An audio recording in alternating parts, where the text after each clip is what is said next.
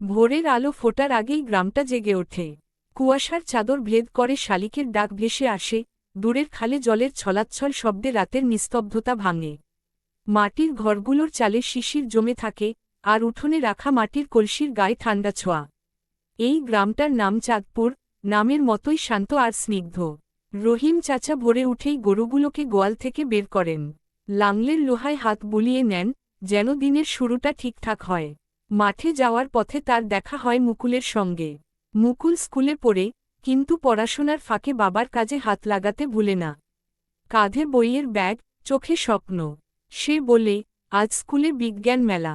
রহিম চাচা হাসেন, বলেন, পড়াশোনা কর, এই মাটির মুখ উজ্জ্বল করবি। গ্রামের মাঝখানে বড় বটগাছ। দুপুরে তার ছায়ায় বসে গল্প হয়, সন্ধ্যায় হয় বিচার। আজ সেখানে জমেছে কয়েকজন। নতুন সেচের নালা কাটার কথা। কার জমির পাশ দিয়ে যাবে, কিভাবে হবে, সব আলোচনা। কারও গলা চড়ে না, কারণ সবাই জানে জল মানে জীবন।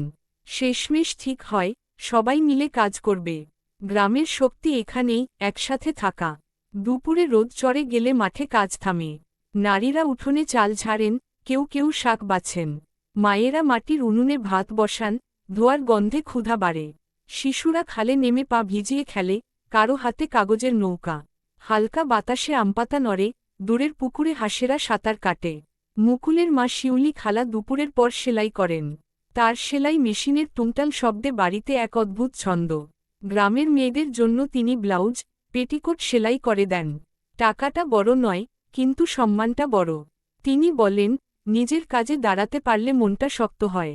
বিকেলে আকাশে মেঘ জমে। বৃষ্টি নামার আগেই সবাই ব্যস্ত।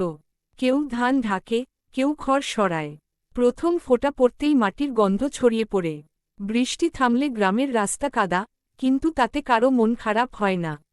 শিশুরা কাদায় পা ডুবিয়ে হেসে ওঠে, বড়রা বলে, সাবধানে চল। সন্ধ্যায় মসজিদের আজান আর মন্দিরের ঘণ্টা একসাথে ভেসে আসে। গ্রামের আলো জ্বলে ওঠে, হারিকেনের শিখা নাচে। বটগাছের তলায় আজ গল্পের আসর। বুড়ো হরেকাকু পুরনো দিনের কথা বলেন, কেমন করে একসময় বন্যা এলে সবাই এক ঘরে উঠেছিল, কেমন করে মিলেমিশে বাঁধ তুলেছিল।